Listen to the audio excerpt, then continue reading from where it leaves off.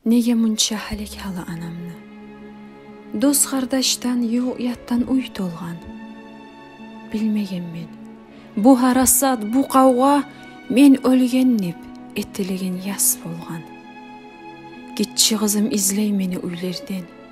Өлген деген сөзіні білмей дұллысын, башын чачын юлқып эсле адамнай, яу юрексіз болып бара ұлысу.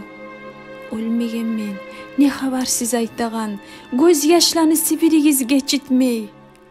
Төштен юрек, мен сауман неп қытчыра, амма сесін атамсама эшитмей. Хей амалым, тауым болып қоруған түшірмейлі атым бірде абурдан. Сен самада инан мені саума, сен самада құтқар мені қабырдан. Қара ерге кирген чеге анамны көзлеріне қарап көңін білейім.